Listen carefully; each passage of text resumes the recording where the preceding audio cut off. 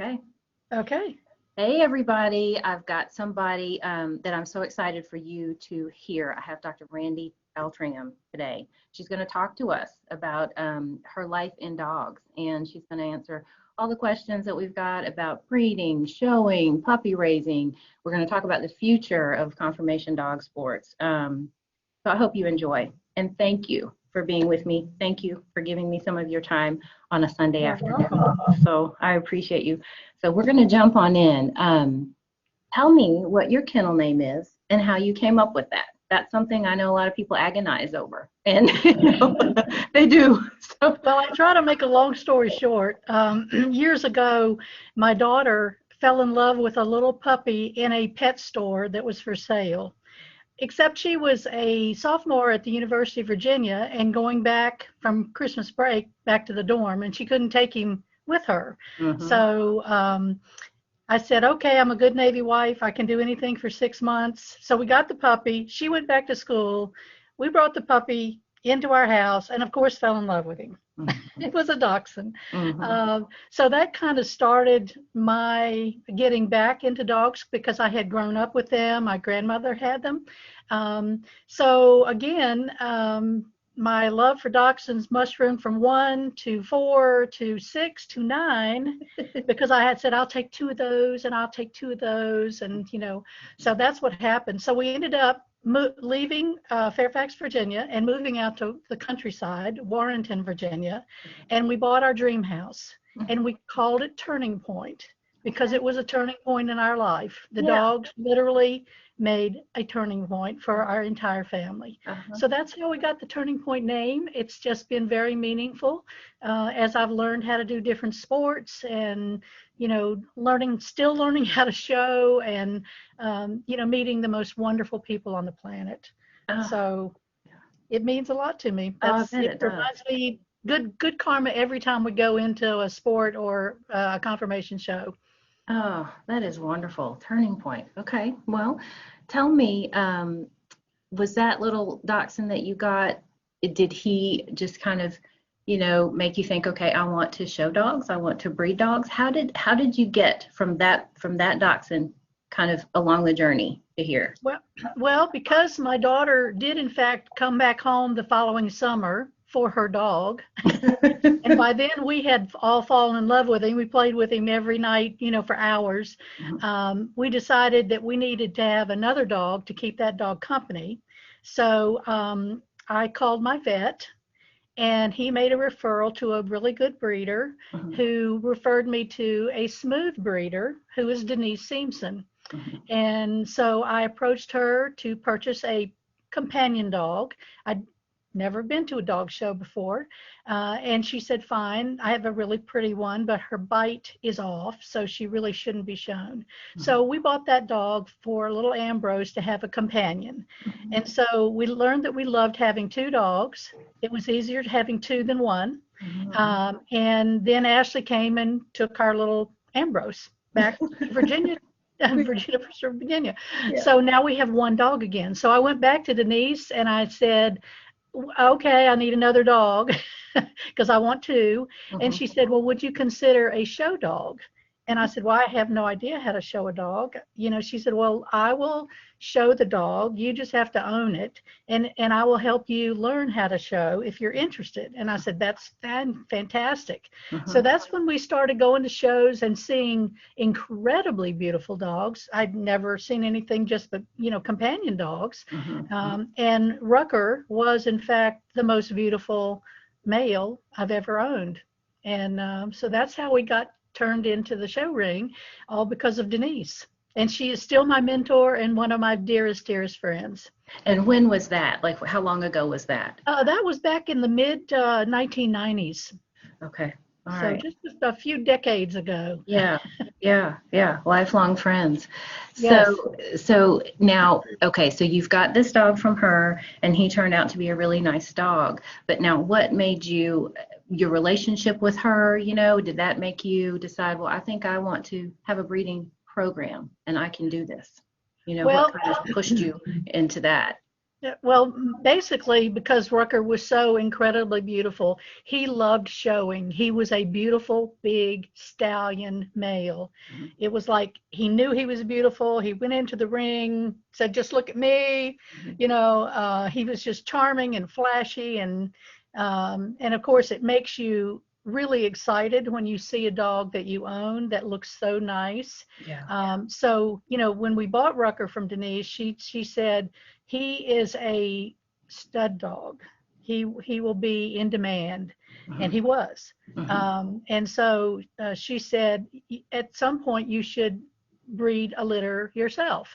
And I said, well, I'm going to have help. You're going to have to be my coach here. Mhm. Mhm. So she said okay, and so she and Marsha Wheeler, again a very well-known person from ever and ever ago, Mhm. introduced me to the Villanol bloodline up in New England, Mhm. and that's part of what Rucker's pedigree was, and that was one of the reasons why he was so beautiful, is that Villanol line. Mhm. So I purchased a brood bitch uh, with Marsha Wheeler's help Mhm. because she had the relationship there. Sure. And so that's what I did. And my first litter had 9 puppies. And so it was a wonderful, beautiful litter. And I had 2 great coaches, could not have done it without them, and would not have done it without them, Right. because I really didn't want to waste a beautiful stud dog and not, you know, take care of the puppies correctly. And I just needed the network and everything. And so Mhm. those 2 mentors really opened the doors for me. And that's what I would recommend to anybody. You need people that you respect and trust Mhm. to coach you along, because there's so much to learn. There is so much to learn. Well, I don't want us to skip anything, but since we are talking about mentors now, talk about how someone who is new to this may be able to find someone, that they're compatible with. What should they look for? And then too, as you have grown through this and you've helped other people, what does a mentee need to have? What do they need to show a mentor to show that they are serious and that they can do this? Well, I think the first step is to go to dog shows Right. and just watch. Mhm. Again, I have another mentor who she actually has trained some of the top police dogs in the history of the United States. And Wow. she was the one that actually told me, go to dog shows. You don't even have to show a dog. You just go and watch. Mhm. And you're going to watch and you're going to say, wow, I really like that one. Or wow, that's another pretty one. Or, you start seeing, well, what do you like? How do they move? What do they look like when they're standing? Mhm. What's their attitude, their temperament? And there will be some dogs that just stand out and they shine, and you might not even know why you like them, but you just do. And Mhm. then what's going to happen is you're going to see dogs that consistently attract your attention. Mhm. Mhm. And when you look at the catalog, they're probably from the same bloodline or the Mhm. same kennel name, because breeders are trying very hard to breed consistency in beauty and type. So once you see dogs that you really like, look for the owner and the handlers of those dogs and go up and introduce yourself. And if you have a chance, sit with them and talk to them about the dogs that are in the ring. What's good? Why is your eye being attracted to a certain dog, or certain kinds of dogs? And again, it's the best education you could possibly get. It's like one-on-one mentoring right there at ringside. Right. And and then if you continue to come to shows and meet people and develop some nice relationships at the shows, again, people that you respect and people that are willing to talk to you, and hopefully I found most people will, um, you know spend as much time with them as you can. And my guess is that you can start asking them questions about, well, how would I start, by purchasing a really nice show dog? Mhm. How can I learn? Like my mentor, Denise, said, I'll show Rucker at the big shows, you show him at the little shows. And I said, that's perfect, because I won't be so pressured, and I'll be able to learn, better that way. And that's exactly what we did. And then as I got more confident and built more skills, then she said, okay, I think you're ready for the big shows. And so she kind of took the leash off of me, and, we kind of went from there. So just again, introduce yourself, and let people know what it is you're looking for. And I think, with me, I know that I would be thrilled to place a young adult show dog that's a finished champion for someone to have as their first show dog. They're good. The dog already knows what it's supposed to do. Right. So they're going to teach you as much as you're going to, learn, just because you've talked to mentors. So that would be a great way to start. I hope y'all heard that, because that's excellent advice. And please don't be afraid to speak up and to, introduce yourself and attend the shows over and over and see what you like, see what appeals to you. That is the most excellent advice, I think, for people to hear that. So when do you think somebody is ready, I guess, for mentoring, really, really mentoring and not just, I guess, how do you know if you've got someone who they have more than a passing interest, I guess, in this? Probably by the type of, I think we're having some technical, there we go, we're better. Are we okay? So I heard an echo. Yeah, I heard an echo. Okay. Anyway, I think by the type of questions that the person asks, that would tell me, are they ready? I know that with me, back in when I first started having dogs, I had 3 teenagers. So I was a very busy mom. I worked full time and I was in graduate school. So I had to really balance my life. And, I probably could go to 2 weekends a month with dog shows just because I had so many other commitments. Right. So there kind of is a time in your life that you're going to see that you have time, because you have to go to handling classes. You have to learn. You have to practice. You have to travel.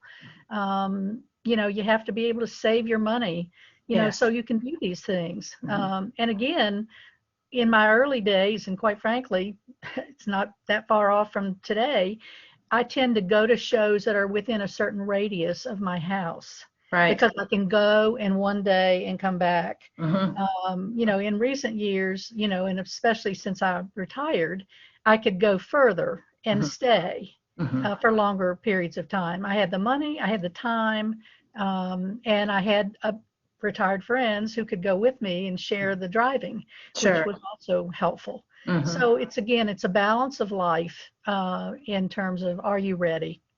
I'm so glad you said that, because I do hear from people who they want to do this, but the timing is a little bit off, and I can relate to that. I have 3 children too, and you don't want to miss the growing up of those children. You want to be there for everything important. And, I spend a lot of time on the ball field with my youngest son, and, that's where I want to be right now. And, I will do the best that I can, with my hobby, but I only have one chance to make a man. So I'm going to take my chance.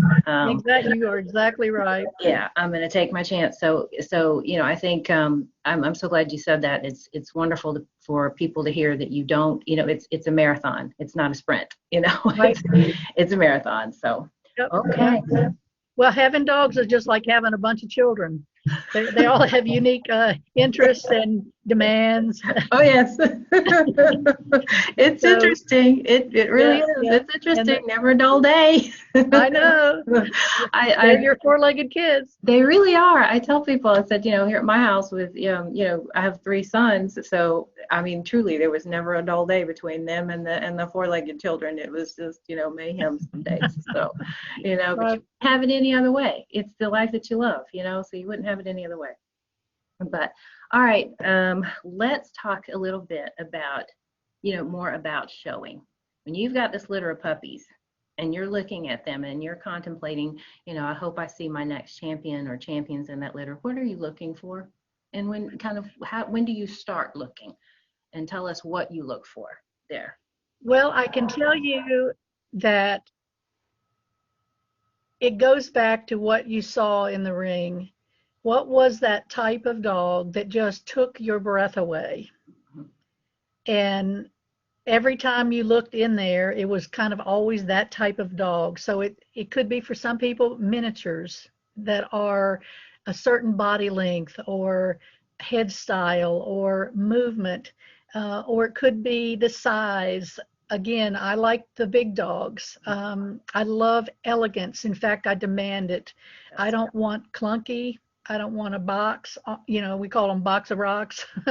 uh, I don't care for the dogs that are very short in leg, that they're only an inch or an inch and a half off the ground, because I did field work and earth dog and other sports for years and judged for years. And I always felt like, how in the world could a dachshund on what I call tree stump legs get over the, shrubbery and all the foliage and everything in the field and without just getting ripped to shreds if they don't have at least a medium length of leg. I don't want them on stilts, but I don't want them on tree stumps.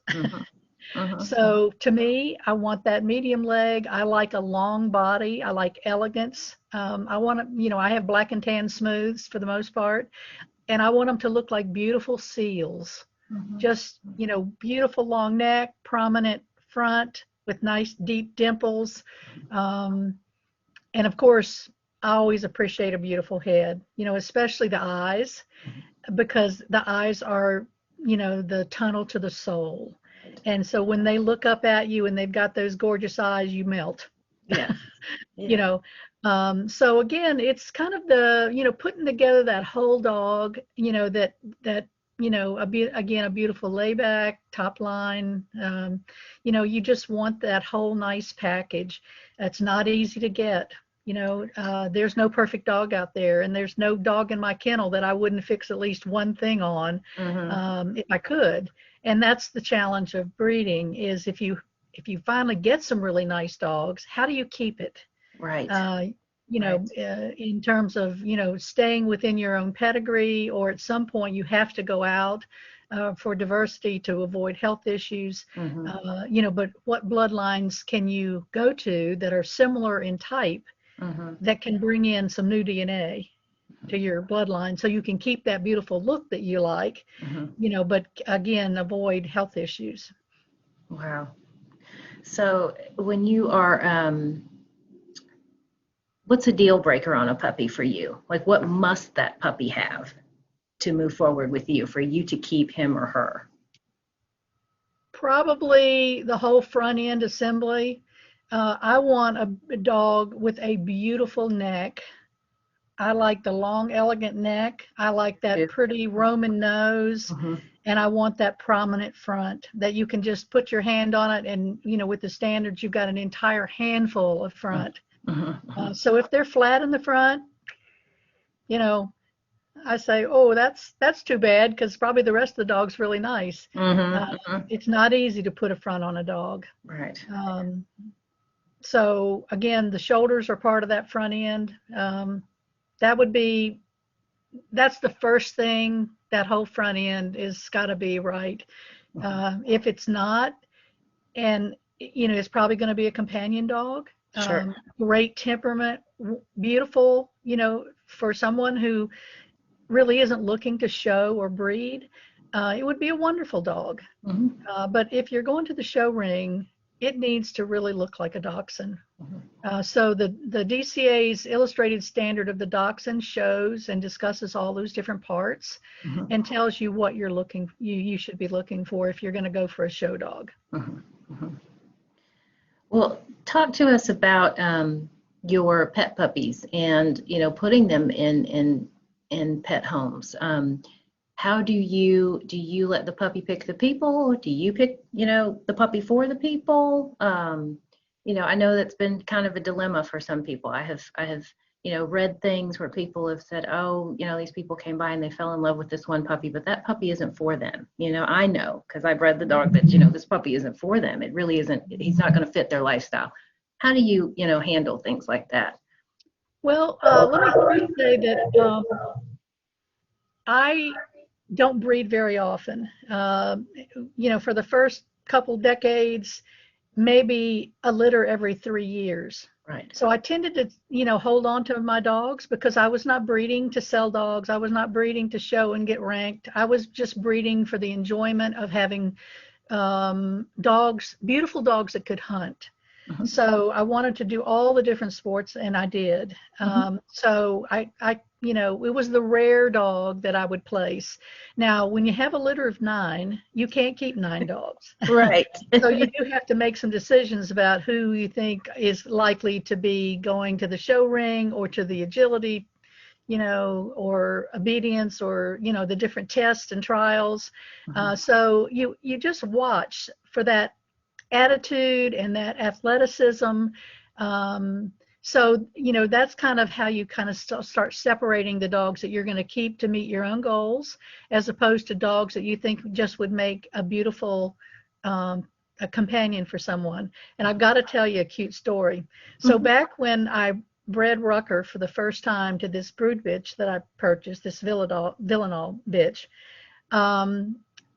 she had the 9 puppies, and I had selected several puppies that I wanted to make available. And so this opera singer from New York City called and said, I want a dog, but I'm an opera singer. So I teach opera, I sing in the opera, and I have a loud booming voice. So the dog can't be noise sensitive. So I said, well, why don't you come to my house and meet the dogs? I'll show you the dogs that I have available. And we'll see. Well, she came to the house and she went, oh, la, da, da, da. And she just blasted out this beautiful voice. It just shook the house. And the dog that she fell in love with was the mother, Ziggy.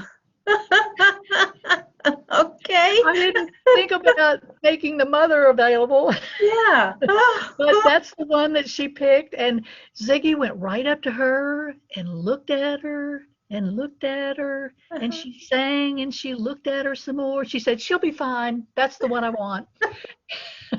So it's rare that I let someone pick the dog, but that was a perfect example of why I always insist that the people who want my dogs come to my house. Yes. I don't care where you live. Yes. You got to come here. I've got to meet you.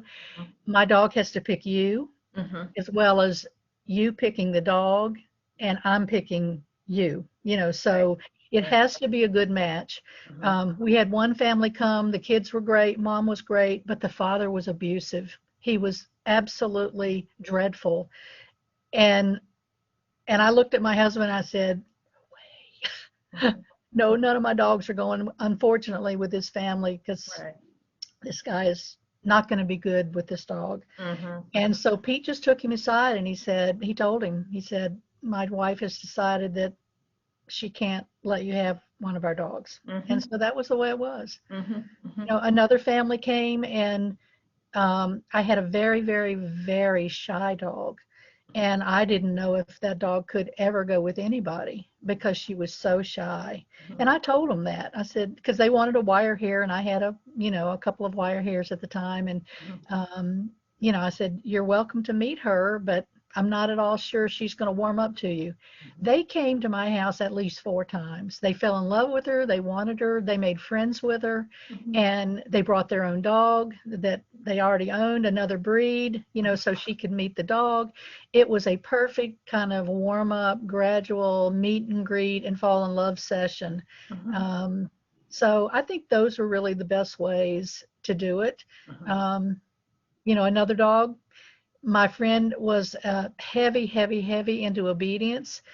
And I said, Dachshunds are pretty stubborn. And she said, I've had Dachshunds all my life, and I've had top winning obedience dogs. And I said, well, I have one who is very strong-willed. If you ever do get her trained, she'll be amazing. And so again, she came, she met this dog, and she loved her. And that dog just passed away after 15 years, did everything, she wanted her to do and more. Wow. So again, the more I can understand what people want to do with their dog, do you want a couch dog, a lap dog, a bed dog, a show dog, an athletic dog? What do you want? And, I know that I'm breeding for multi-purpose. I want beautiful dogs that can hunt and beautiful dogs that can compete.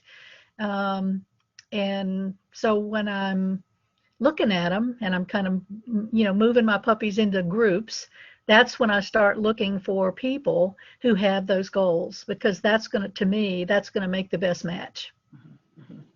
So I think a good message there too for people would be, when you go to an experienced breeder, he or she may tell you no, and it's for the best, because I think sometimes people are upset or offended or something, or other, and it's sometimes for the best, really, for them, for their family, for their household, that this doesn't work, and that's okay. And I admire being able to tell people no, for the sake of your animals, that's something that I think is really important, that that when you get into this and you step into this, be prepared to say no and stand your ground about that, no compromise. Well, and it's for good reason. You want the person to be happy, with the dog, and you want the dog to be happy. Right. And again, before someone comes to my house, we probably talk on the phone several times. Again, just checking in. Still interested. Right. What are how's the puppy developing? And so whether it's going to be a good match or not, probably before you even meet them.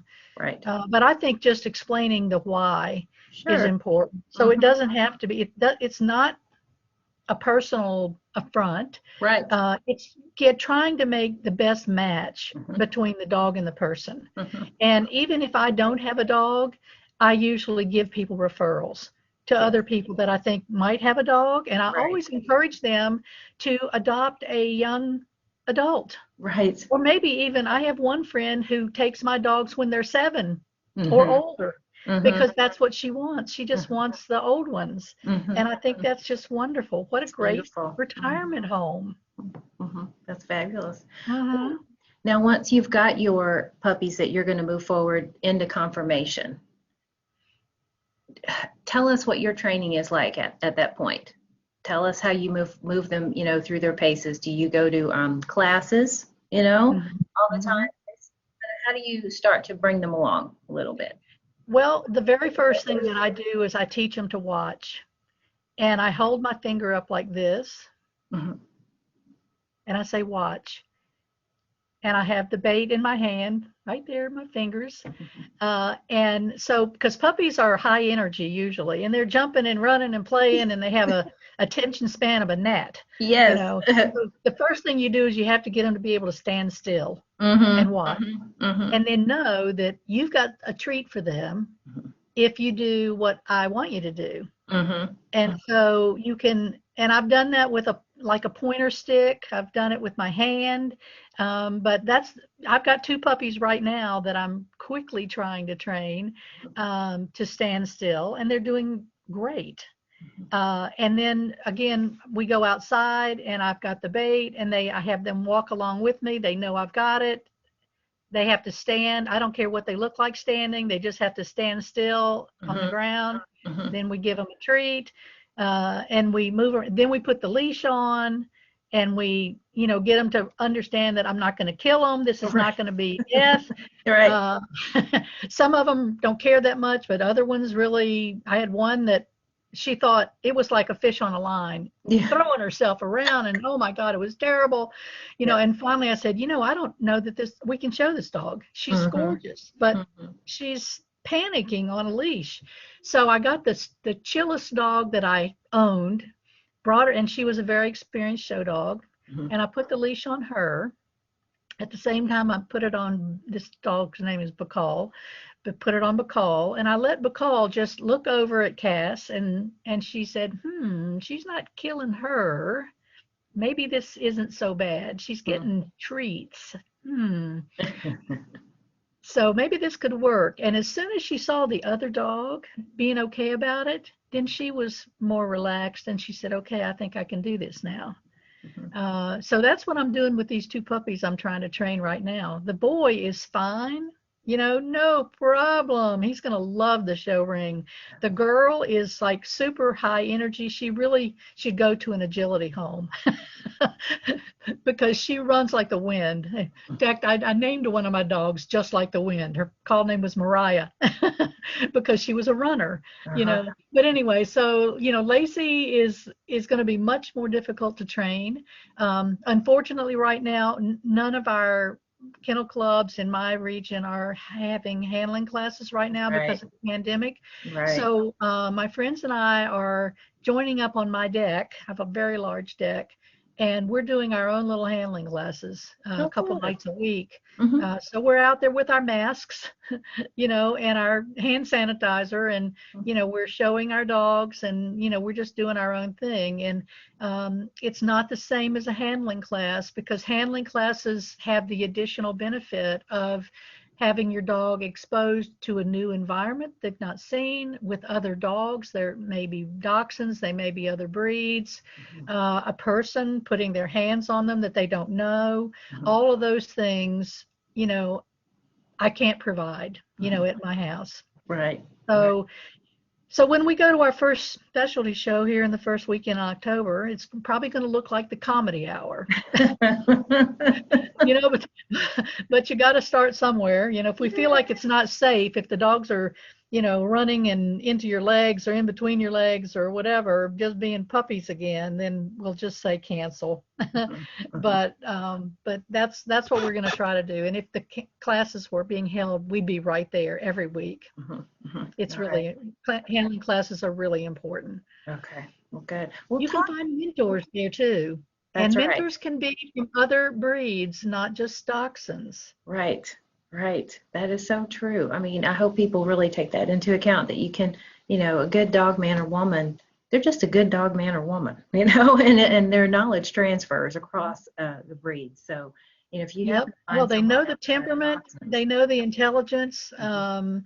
they know basic skills. One of the best mentors I ever had was an agility expert. And oh my God, was she talented. I mean, I took every class she taught. It didn't matter what sport it was.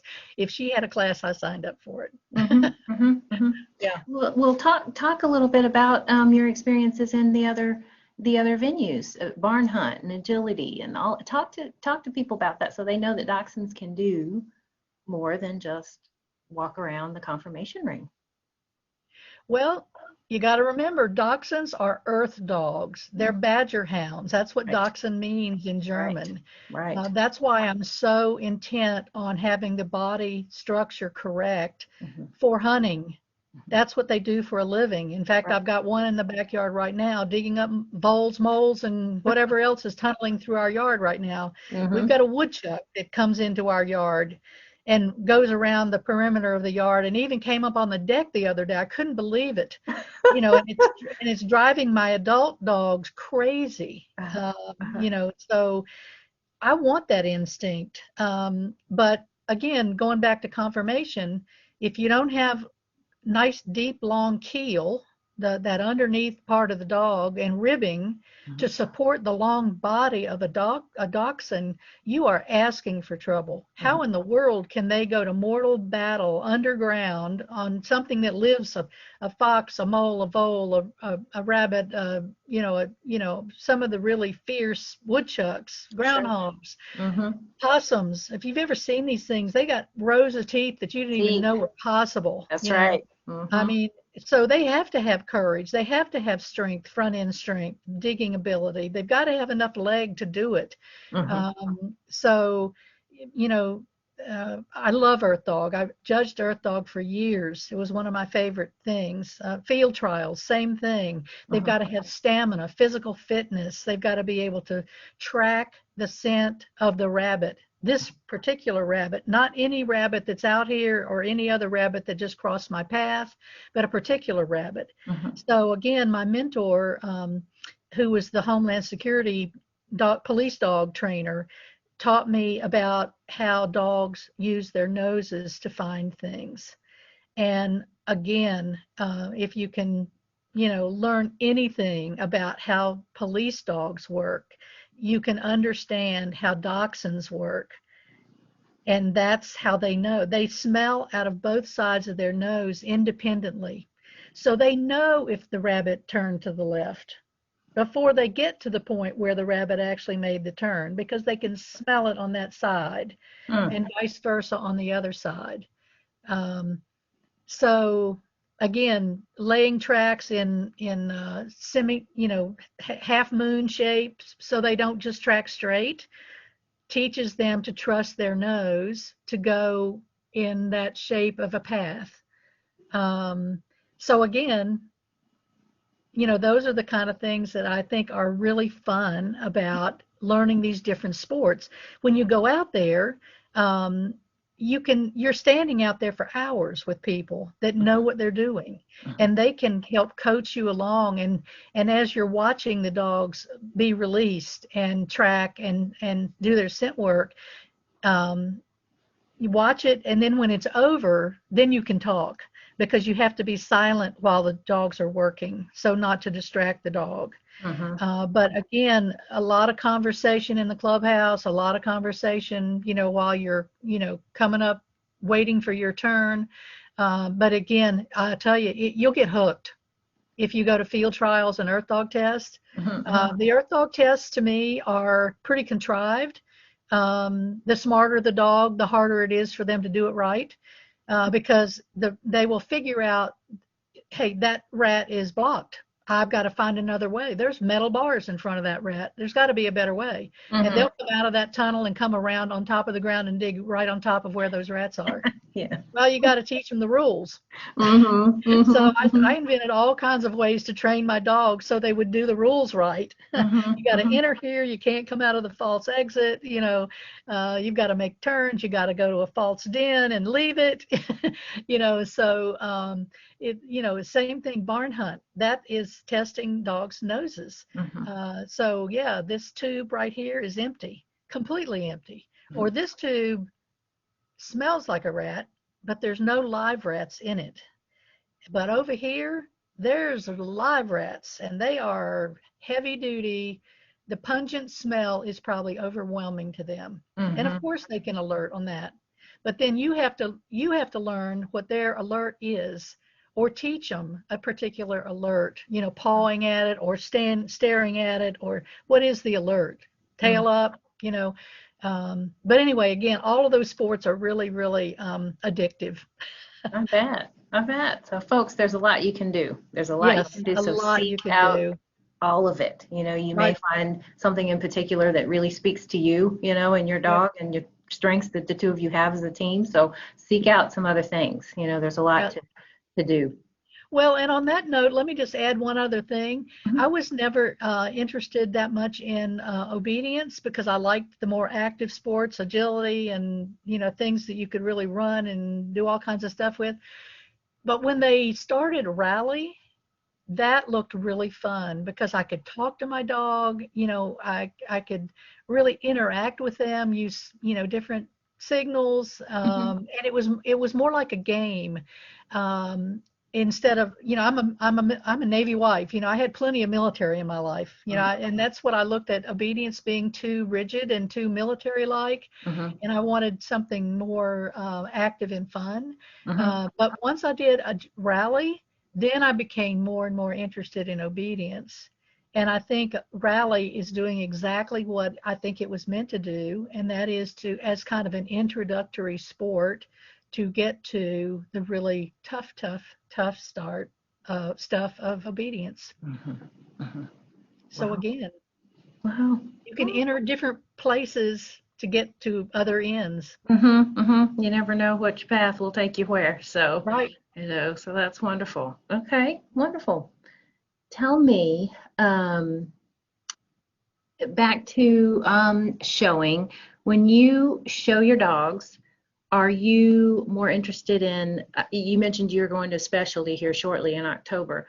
So are you more interested in showing them to a breeder judge than an all breed judge? Kind of how do you decide? Or do you just go, I agree. I also go within a certain radius of home because I have to get back. Mhm. So, does that kind of determine it, or do you say, no, I think I'm going to go here, there, or, elsewhere? Well, my guess is that I'm not your typical average person because I didn't get into dogs to show or get ranking or do any of that stuff. I just did it because I love the animals and I wanted to learn about and enjoy my animals. Right. Um, so I definitely look in my radius. Mhm. Um, I will, and I definitely have judges that I really respect. They know the standard. They Yeah. know what a good dachshund looks like. When I see a judge picking a dog that is, in my opinion, incorrect, Mhm. I mean, really, you can see the faults and the dog wins. It shocks me and I lose respect. Sure. So I would be unlikely to Sure. go to a show with those people because I want them to really know what they're doing. Mhm. I think most breeder judges are very serious breeders. They know what they're doing. You know their type that they're breeding. So you probably have a pretty good idea of the type of dog that's likely to place under their judgment. Right. Mhm. So, again, I go for the friendship and the fun as much as anything. So I'll grab a girlfriend and, we'll hop in the van and take off and just enjoy the trip, Mhm. and, I don't chase judges, but I do like to watch judges, the way they judge and what they're choosing. And I always try to think about what is it that they're looking for. Um, and some judges, you know that they're looking at the dog in confirmation, but in the end of the day, that particular judge is going to choose movement because that tells you probably the most about the dog. If it's constructed well, it's going to glide around the ring. There's not going to be bumping and bouncing and flipping and all of that. The reach and drive is going to be stellar. It's going to be smooth. The outline of the dog is going to be amazing. And you can pick, even if you don't know anything about dog shows, you probably can see who the winner is going to be Sure. just because of the movement. Well, so now talk to people about, I know you and I had some, when we were talking about this, and there were some questions that needed clarifying, and all of that I wanted to talk to you about. So when you've got, these wonderful dogs, or you see dogs in the ring, or even your own dogs, you and I had kind of talked about the extremes, and how that plays into all this, and kind of, how do you feel about that? Is extreme good, bad, too much, moderate? Should we be kind of sticking to the moderate? And what do you like um, when you're looking, at your puppies and your dogs? Well, I have to say that thank goodness we all like a little bit of something different. Yes. What I've noticed that in different regions of the country, dachshunds look different. Mm-hmm, mm-hmm, I can usually pick out a Midwestern dog because I know what Midwestern dachshunds look like. mm-hmm, I know what California dachshunds look like, and New England dachshunds and Virginia dachshunds. Those are the three that tend to look alike to me. mm-hmm, Um, so again, you know, for the goodness of the breed, mm-hmm. to have some range of different type in case you do go too extreme and you need to come back, then you've got something to go for, Sure. or if you want a better head, Mm-hmm, then these are the regions you should probably go to, mm-hmm, or the length of body, in terms of extreme, I absolutely love it. My dogs probably are extreme, mm-hmm. and it takes my breath away. I just love it. I love that beautiful long neck and that beautiful front. Mm-hmm. Um, so it almost doesn't matter to me because that's what I like and that's what I'll breed. Sure. Again, you want good health and strength and stability and all that, but so different breeders have different looks and they're usually trying to stick to that. It's not as easy as you might think. Now, also, I will tell you that I think extreme can be bad in that if they're too tiny, we don't have a class of dachshunds called toy. Right. Right. You know, so miniatures can get too small. And I think about that when I think dachshunds are badger hounds. They are supposed to be able to go to mortal battle under the ground in the pitch black with animals that have 2 rows of teeth. How in the world could a toy, sized dog survive? Right. To me, that's too extreme on that end. Mm-hmm. And on the other end, some of the big males can be 32 and 35 pounds. They're huge. Their paws are the size of my hand, and I'm thinking, so they're not going to get in the ground.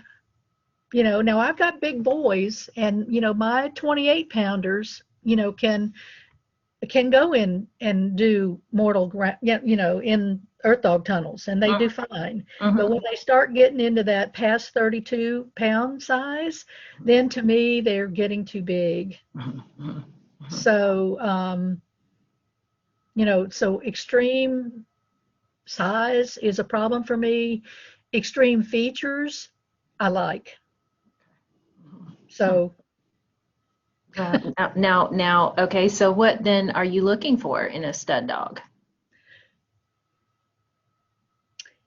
Usually I'm looking for something that is going to strengthen the weakness of my brood bitch. So I'll give you the example. Carly, my bitch that won Best in Show at DCA a couple years ago, she's an extreme dachshund. Every feature about her is long, and I love her. But she doesn't have a particularly pretty head. It's correct. It's nice. The eyes are nice. And of course, I adore her as a dog. But I thought if I could get a really beautiful head on that body, I'd have the perfect dog. Because we're all trying, well, what do you have to do to get perfect? Well, I don't know. So I picked Peyton, who is another dog that I bred, who won Best of Variety, I think the year before Carly won. Anyway, beautiful, beautiful dog. Probably the prettiest head that I've ever seen or bred. As good as Rucker's. And I thought, okay, I'm going to try that. So we had a litter, and that's the 2 puppies that I'm training right now. And although I didn't get the perfect Peyton head on my male, it's a nice head, but I would like the eyes to have been prettier. But the shape of the head was great, and the rest of the body is absolutely everything I would ever want. But on my bitch, I got Peyton's head, but I didn't get Carly's body. It was, it's a moderate body. It's not an extreme body like Carly. But so I got kind of in between what I was hoping for, but I'm one step towards where I'm trying. So then you're telling people to aim at something, have a goal. Have a goal, definitely have a goal. And to the extent that you can personally know the dogs in the pedigree, then if the dog is high on leg or too short on leg, or how is the wrap around the front with the legs, because it can be wrapped too tight and it can be too wide, so if you really know not only what you're looking for, but what the pedigree has, what did those dogs look like, it really is helpful. And I'll tell you right up front, I think pedigrees are important, and you need to know what those dogs offer and what their weaknesses are. But to me, as important, if not more, is what does the DNA actually bring out so you can see it, not just that it's in the pedigree and it didn't express itself. I want to see the feature expressed in the dog physically. That is really, really important to me. Okay. So I won't breed dogs just because the pedigrees look great. You have to see it. I have to see it. I have to know the dog, or see pictures, or talk to people who knew or owned the dog.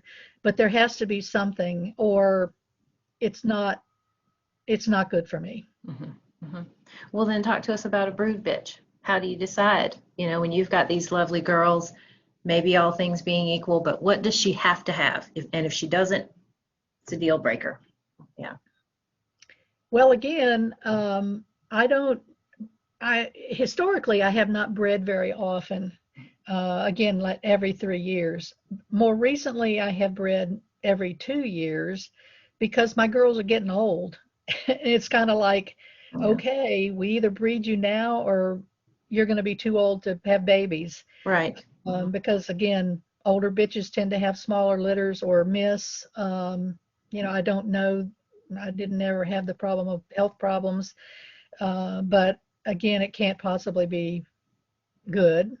As you get older, your body just kind of starts turning down. That goes for all of us. Yeah, people too. There's a reason. Right. But again, I want them to have those features that I was looking for. I want beauty that can hunt. So I want the personality, the characteristics of the attitude and the intelligence as well as the beauty.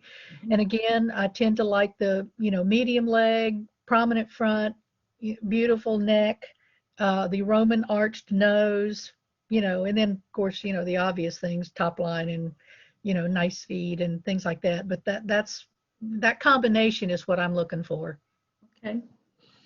So now if you had a dog with a fault that was not, was not terrible, but it was there, would you take that dog forward in hopes to correct that? Or would that be something that you would say, no, I think I should just move on to something else?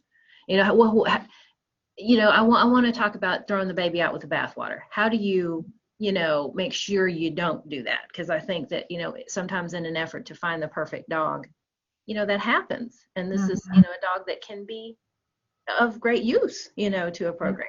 Red, correct? Well, the example that comes to my mind is, let's say I have a litter of 6 puppies and there's 3 bitches, and each one of them has strengths.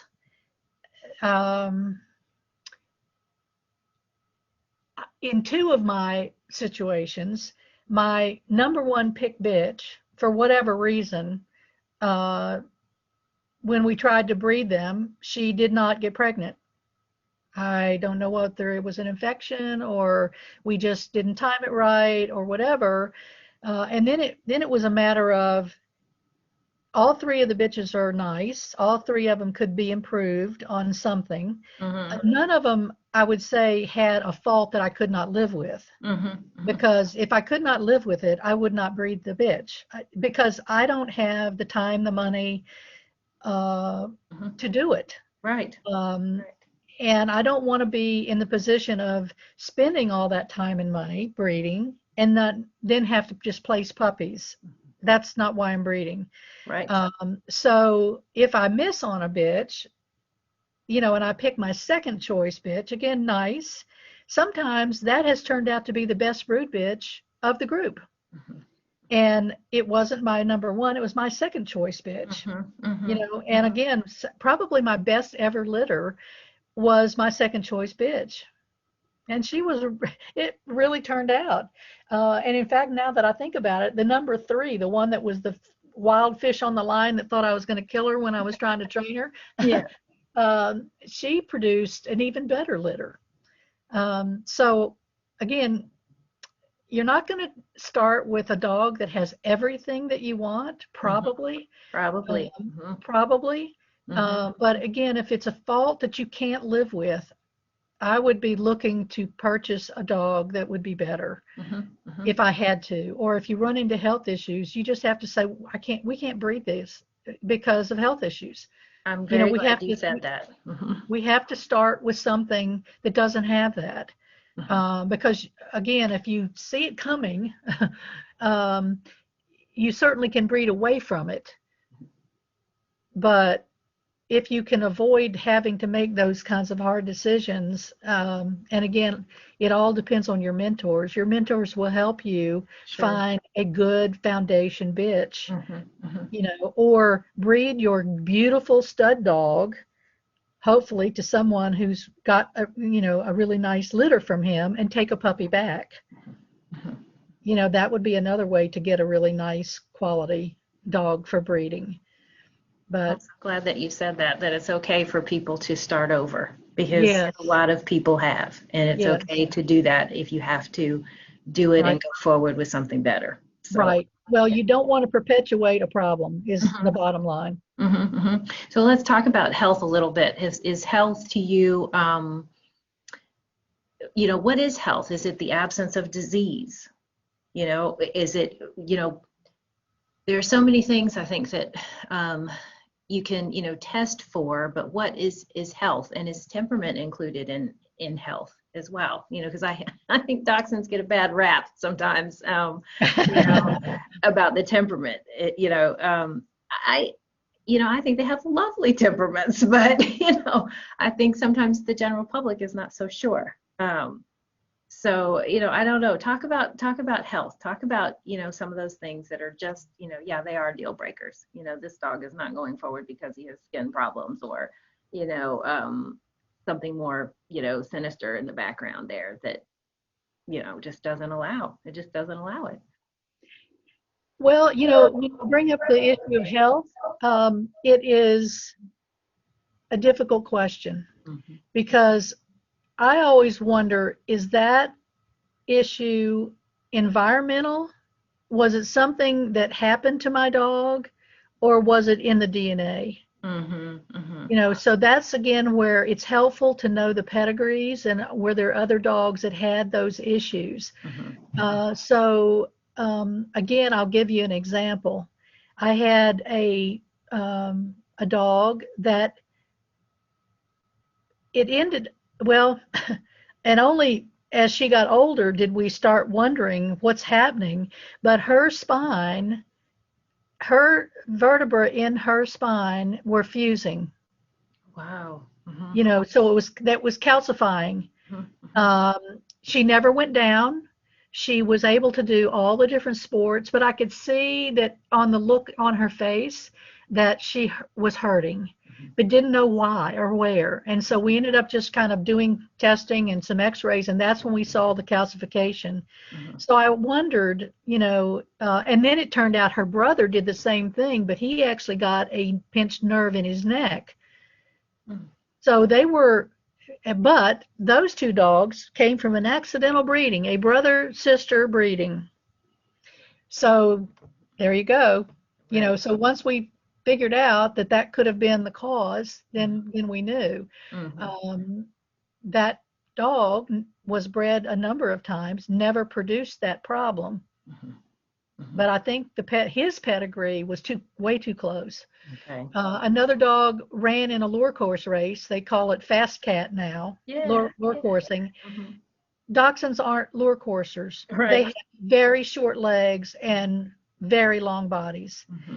And those legs are not meant to be pinching up and running that fast.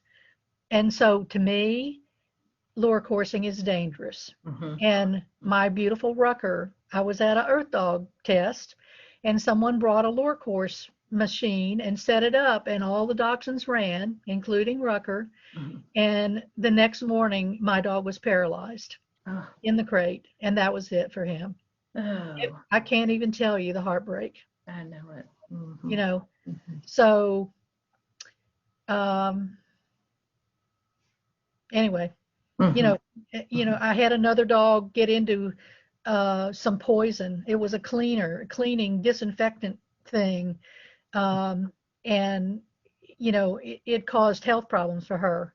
But I always wondered, is this the pedigree or is this the The poison? poison. The Hmm. exposure. Hmm. So again, I just think you really have to look at what's going on. Is there a history of this, or will people even be honest enough to tell you? Hmm. Your mentors will. Yes. Um, so hopefully people that know the pedigrees will know. And then again, if you see problems in that pedigree, you say, don't double up on that. It should not, move away from it. Don't, like you say, don't throw out the baby with the bathwater. but move away from anything that would double up on something that you are worried about. Mhm. Mhm. Well, then talk to us about how many dogs do you think people, because you talked about being a wife in grad school, children, to raise. How many Work. dogs does it take? Work, everything, everything.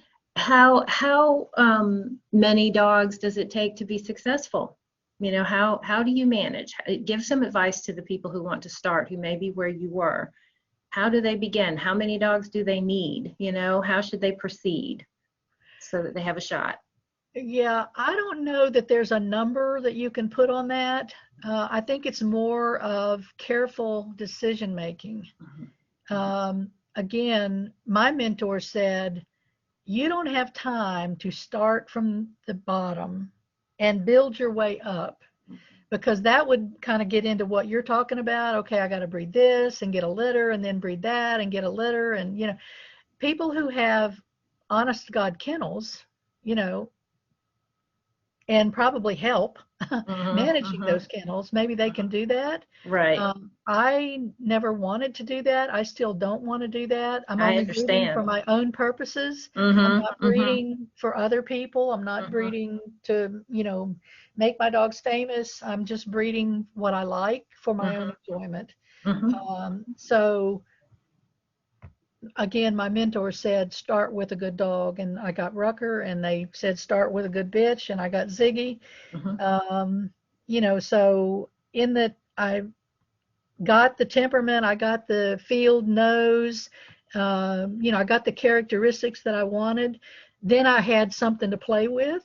Mhm. And again, because I only bred every 3 years, I had more flexibility to be able to keep more dogs, Mhm. and then see who's going to really work out in terms of really being able to do the sports and the conformation and reach the goals that the dog will enjoy and that I will enjoy. Mhm. As you network, you'll find other people who share your goals and probably want to own some of your dogs. Mhm. And so Mhm. then it's a possibility of placing dogs in some really great homes that share your goals.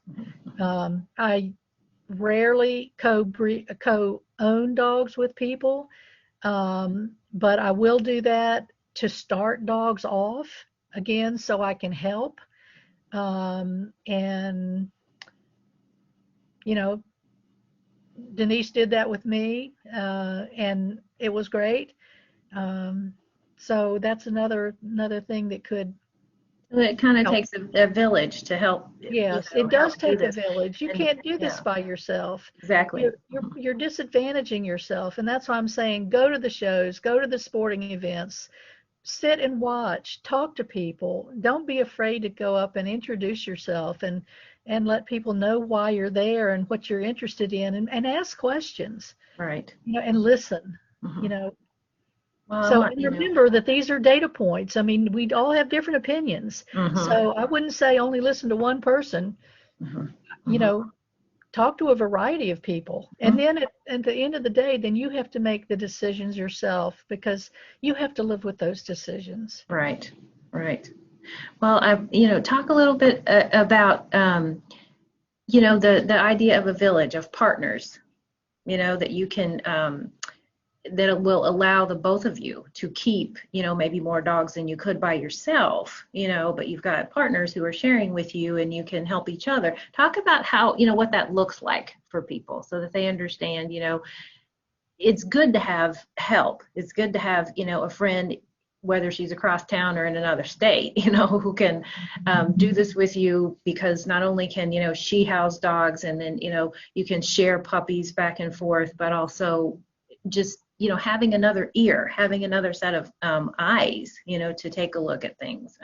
Talk to people about how you've done that and how you've kind of grown into that, because I know you and I talked about, the days of the big, huge kennels are pretty much over, where people can keep so many, dogs because they had help and all of that. We live in a house in a suburb, so it's not possible. So how do we manage anyway? How can we do this anyway? There's more than one way. So how can they? All right. All right, can you hear me okay? Yeah, I can. Okay, I couldn't hear you just for a minute there. Um, so earlier I mentioned that we actually left our house in Fairfax because the limit in Fairfax in the suburbs was 4 dogs. We Mm-hmm. had 9. Mm-hmm. Mm-hmm. So I Mm-hmm. brought them out in small groups. Yeah, yeah. Mm-hmm. But at some point we just said, no, we can't do this. We need to move out to the country. We did. Here in Fauquier County, you can have 14 dogs per acre, and we have 14 acres. Yeah. So I figured I'm not going Yep. to meet my limit, but I would never get to that point anyway. Yeah. Um, I think it's absolutely wonderful, and you are enriched when you share dogs with other people Yes. because they become your lifelong friends, your confidant. They are with you on the good days to share the joy, and on the bad days to share the sorrow. Right. And in between to talk about what did you just see and what do you think about that, and now that you heard or saw that, what are you going to do next? Mm-hmm. Mm-hmm. Mm-hmm. So um, you know being able to find other people that share your goals is just wonderful. It's so exciting. Mm-hmm. And that's why, again, I just stress, go to handling classes, go to events, talk to people, meet people, you know, become part of a network of people that have shared interests. And again, if one of your interests is a particular type of dog that just really, you know, uh, blows you away, Mm-hmm. the joy is just amazing. That to me is what it's all about. I love to win. I love to get dogs ranked, but that's not what my motivator is. My motivator is to breed beauty that can hunt. Mm-hmm. And when I see that, it's perfect. Mm-hmm. That's what I'm trying to do. And um, anyway, Yeah. we all have to say, what is it that we want? What is our interest? Mm-hmm. Like my friend with obedience, she loves it and Mm-hmm. she's really good at it, and that's the type dog she wants. Mm-hmm. Now she wants pretty. She wants to go to dog shows, but what she really wants to do is go in that obedience ring, Yeah. you know. Um, and then again, I have some friends that are just really into hunting, and they want the dog to be good enough, to go possibly win in the confirmation ring, but not always, Mm-hmm. but boy, did they want it to hunt, and they are breeders beyond description in terms of breeding to hunt. Wow. And to watch their dogs is just amazing. I Mm-hmm. just have huge respect for them. So find what you like to do and find your village because they're Yes, there. They're yes, there. they're there Yep. at the events, Mm-hmm. and at the handling, practices, the practice sessions. Same thing, Earth Dog. They have practice days. Mm-hmm. You Mm-hmm. know, almost all the sports have practice days. So that's when you can really learn a lot. Yeah. Yeah. Yeah. It's fascinating. Well, let's talk about the future. How do you feel about uh, the future of the breed? Are we in a good place? Are we in a so-so place? If we need to improve, how can we improve? I guess I worry because, I'm 49 years old and sometimes I'm the youngest person that I see, you know, Yeah, and that's a problem because, I'm very close to 50 and that just doesn't work. you're So just a baby. You're just a baby. I felt like that, so, but, it's just, that's, I guess, a concern, that I have personally is just, how do we, engage more people? How do you feel about the future? I know it's kind of a popular breed that you can find in on Craigslist and in puppy mills and that kind of thing, but for how do we find more breeders? How do we bring them along? What how do we do it to preserve what we have? Well, I know that's like a loaded, I mean, so take yeah, your time. that's a big question. Time. If we knew the answer to that, we'd not probably, We wouldn't have have some that question. some of the concerns we've got. Yeah, I agree with you. Our community is definitely getting older, but part of that is because just the general population in my generation was a very big group. In your generation, not so many people were born, so your population group is smaller just to Mm-hmm. start with. Mm-hmm. To me, it's important to get kids involved who, want to learn about showing and really encourage them to do it, to try. I have a granddaughter who showed my dogs ever since she was 5 years old. Well, she's now a teenager. Mm-hmm. She's a wonderful handler. Mm-hmm. But of course, she's a teenager and she's interested in her own high school activities. So I haven't, Absolutely. grandma is now second best to all the really fun stuff. Mm-hmm. So anyway, but eventually, she'll be back, doing these kind of things. So I think anytime we can encourage a child to take a dog into the ring, and again, I would give them a dog who knows what they're doing, Mm-hmm. a seasoned show dog. Mm-hmm. So the dog can help them be successful. And, my granddaughter was very successful in juniors for quite a while because she had really some of my top dogs out there, Mm-hmm. so she learned quickly and well. Mm-hmm. Friends, same thing. I've got some friends who just would come to the show just to help. And I'd say, how about taking a dog back in? If we just win winner's bitch and I've now got a champion to take in, I said, you take her back in and I'll take the champion. And I Mm-hmm. said, don't worry about it. I even had somebody's husband once do it. And he was shocked and he won. He was so excited. It was great. And all it takes is some good experiences like that to make you want to do it more. So there's different ways, I guess, to get people engaged in that. But we definitely need to grow up another generation and expand the sport. Mm-hmm. Mm-hmm. So I agree. yeah. Um, let's see. Talk to us about. I've noticed lately kind of an influx of dogs from other countries. Now I know importing and exporting has gone on forever, but I've just come to notice it quite a bit myself. Um, Talk to us, about your feelings about that. How, do you think it's a good thing, or can be a good thing, or not so good? Is it changing the look of the dogs here for better, for worse? Kind of what do you think people should consider? Because I think sometimes, at least I have heard young people say, and when I say young, I just mean younger than me, but say, well, I'm going to get a dog from Russia or, from somewhere else because I can't get one here. So how do we kind of help with that or deal with that and not lose them, I guess, because of something like that? Well, the issue to me is not so much the importing dogs from other countries, but what you just said is I can't get one here. Mm-hmm. Mm-hmm. And again, it goes back to mentoring and Right. being willing to mentor and willing to share a dog with someone. And even if, I know that it worries me sometimes, losing control of my own line or my own dogs, but that's a perfect opportunity to co-own, Mm-hmm. so you can do that with while, maybe limiting your risk of what might happen to your dog if you place it Mm-hmm. with someone who's new or pretty unknown to you. The relationships are really important. Right. The thing that worries me about dogs overseas is I wonder if you really know what you're getting. Mm-hmm. Health, conformation, temperament.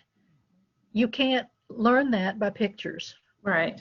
But again, if you want to go to a reputable breeder overseas who's done some nice winning, and you can see videos and pictures and talk to them and so forth, I don't see that there's a problem with that at all. Right. It might actually enrich our pedigrees to have Mm-hmm. some variety. I just wonder what's in that pedigree. I wouldn't know. Mm-hmm. Because I wouldn't, one of the things that I want to do is I want to know the dogs in the pedigree. Right. Mm-hmm. So that would be a disadvantage to me. Mm-hmm. I would have to totally trust the person, the breeder that I, am dealing with. Mm-hmm. And on that line, I think it would be critical to check out the reputation of that breeder or handler or whoever it is with other people who have dealt with that person. If you trust and respect them and you know they're knowledgeable and they're a good, honest person, then you would feel more confident that you would be going to a good source for a good dog. And there are wonderful people out there. So do your research is what I'm hearing you Yes. say, you know, Yes. and take your time, because Yeah. once you start that process, you're stuck with what you get. Yeah, So, well, yeah, and I have had friends who have purchased a dog and it got shipped to them and it was not what they were hoping for. right. But I've also have some friends who got a wonderful dog. You know, so it's a level of risk that you have to be willing to take. And, you know, quite frankly, I've got people right now from overseas that want some of my dogs. And it makes me nervous because, again, I'm thinking about the transportation of usually a young animal who could be ruined by a flight experience or a new environment that is stressful, and then I'm thinking, okay, so whose fault is that? Was that mine because I shipped them? Is it, you know, I, it would be hard for me to live with that. Yeah. So again, I'd probably be saying you have to come get the dog. This dog has to be in the cabin with you with the dog in a Sherpa bag under your feet. Right. Right. So again, I would hate to see a beautiful dog ruined by shipping. But anyway, Well, I'm probably too conservative. oh, I don't think so. I don't think so at all. Talk to us about dog shows in the COVID environment. Talk to us about, what needs to, what is our responsibility here so that dog shows can continue. We don't know how long this is going to last, the situation that we're in. So talk to people about what their responsibility is to make sure that we preserve the ability to have dog shows until we're clear of all of this. Right. Well, this pandemic in this last 6 months has just been ungodly.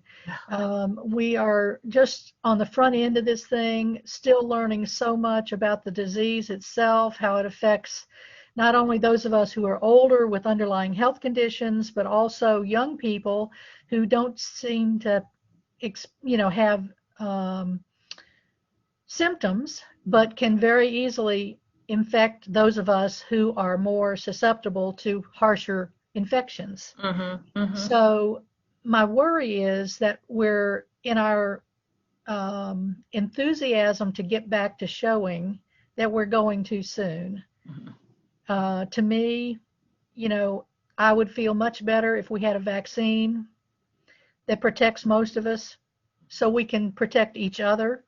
I see way too many people not doing basics like social distancing, mask wearing, and washing of hands, not even doing basics. And that makes me lose respect and trust for people that aren't doing it. I don't want to be in an environment like that. I know that our club is doing everything that we can to have a successful series of specialty shows coming up in early October. We will be wearing masks. We will be social distancing. There will be no grooming inside. You're going to have to go to your car, and bring your dog in to show. And we're going to give people time to do that. Separate entrances and exits, hand sanitizing stations, protection for our secretary, from being too close to people. We're doing everything that we can possibly do to make our environment safe so people can show their dogs. It is not comfortable to wear a face mask. It's hard to breathe. It's hot. It slides up and down your face. It steams up your glasses, Right. But it's needed. Absolutely. It's a basic. If we can't do basics, we shouldn't be doing it.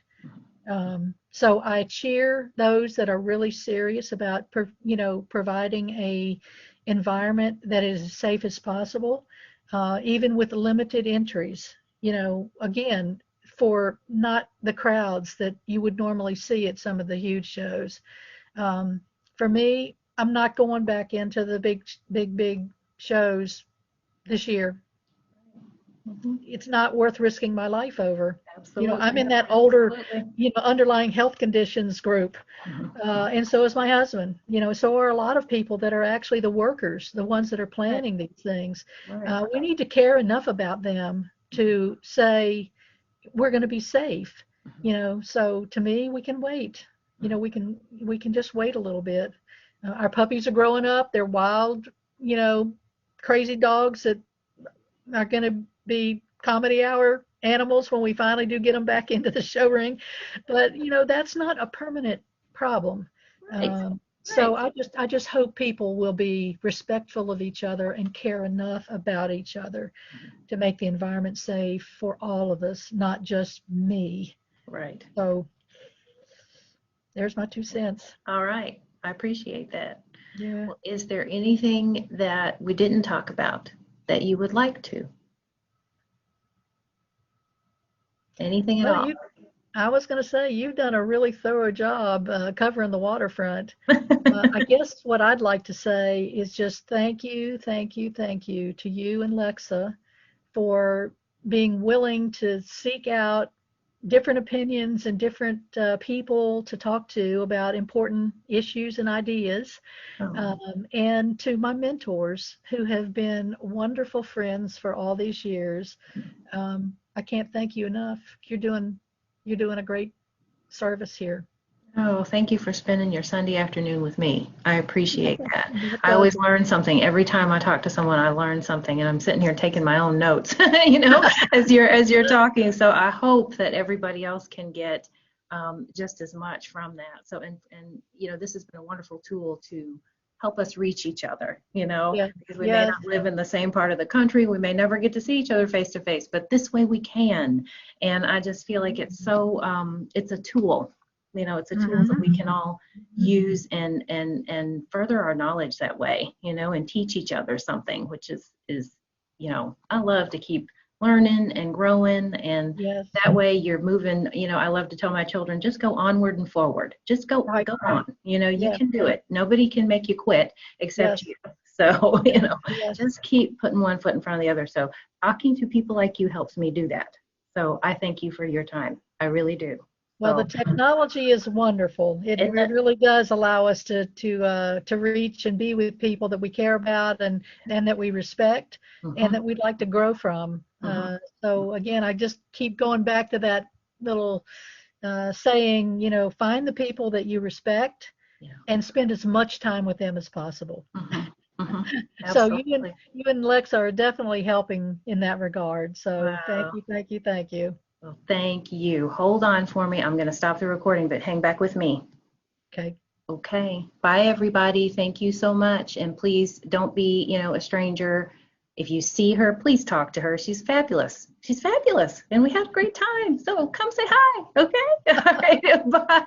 Bye.